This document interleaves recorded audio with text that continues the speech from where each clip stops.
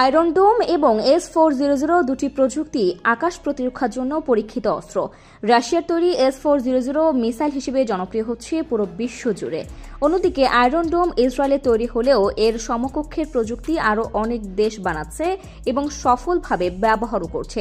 এদিকে রূপপুর পারমাণবিক বিদ্যুৎ কেন্দ্রের আকাশ প্রতিরক্ষায় সবচেয়ে উপযোগী প্রযুক্তি বাছাই করা এখন জরুরি হয়ে পড়েছে বাংলাদেশের জন্য। কিন্তু আয়রন ডোম নাকি S-400 কোনটি উপযোগী হতে পারে রূপপুর সহ অন্যান্য গুরুত্বপূর্ণ স্থাপনা সর্বোপরি বাংলাদেশের জন্য?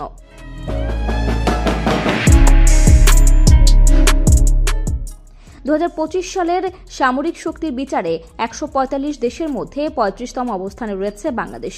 বাংলাদেশ 2022 সালে তুর্কি ও চীন থেকে যথাক্রমে মিসাইল প্রযুক্তি আমদানি করেছে। জাতীয় নিরাপত্তার স্বার্থে বাংলাদেশের সামরিক খাতে গুরুত্ব দিচ্ছে সরকার। রাশিয়ান S-400 একটি দূরপাল্লার ক্ষেপণাস্ত্র। প্রায় 400 কিলোমিটার দূরের কোনো যুদ্ধ বিমান, মিসাইল কিংবা ড্রোনকে ধ্বংস করতে পারে S-400।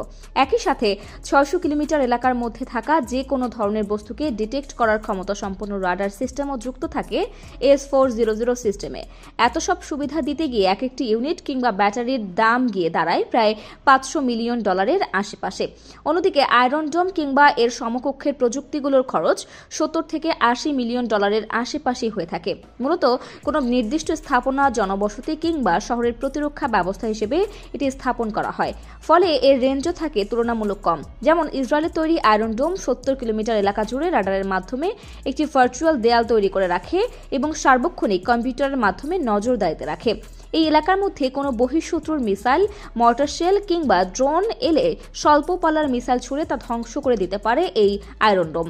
স্বাধীনতার পর থেকে ইসরায়েলের কোনো পণ্য সরাসরি আমদানি করেনি বাংলাদেশ।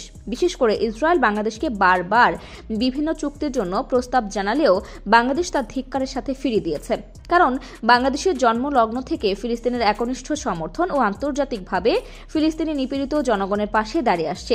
তাই ইসরায়েলের আয়রন ডোম ভবিষ্যতে বাংলাদেশের সামরিক খাতে কাজে লাগানোর প্রশ্নই আসে না।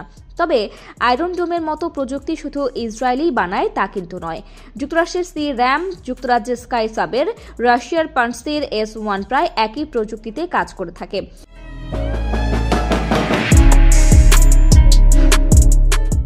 তবে রূপপুরের নিরাপত্তা নিশ্চিতে ঠিক কী ধরনের ব্যবস্থা গ্রহণ করা হবে তার কোনো সুনির্দিষ্ট সিদ্ধান্ত এখনও জানানো হয়নি সরকার কিংবা সেনাবাহিনীর পক্ষ থেকে। জাতীয় নিরাপত্তার স্বার্থে S-400 হতে পারে বাংলাদেশের জন্য একটি অপ্রতিদ্বন্দ্বী অস্ত্র। সেক্ষেত্রে সেনাবাহিনীর আকাশ প্রতিরক্ষা ব্রিগেডে এক ব্যাটারির S-400 এর সংযুক্তি বিবেচনা রাখতে পারে বাংলাদেশ। কিন্তু শুধুমাত্র রূপপুরের নিরাপত্তার জন্য S-400 একটি অতিরিক্ত ব্যয়বহুল প্রকল্প। স্বল্প দূরত্বের মিসাইল বা ড্রোন থেকে রূপপুর পারমাণবিক বিদ্যুৎ কেন্দ্রকে রক্ষা করতে আয়রন ডোম প্রযুক্তি অর্থাৎ যুক্তরাষ্ট্রের C-RAM, যুক্তরাজ্যের স্কাইসাবের, রাশিয়ার পানসির S-1 এর দিকে হাঁটতে পারে বাংলাদেশ। সেক্ষেত্রে আমেরিকান C-RAM কিংবা রাশিয়ান পানসির S-1 হতে পারে সবচেয়ে ভালো পছন্দ।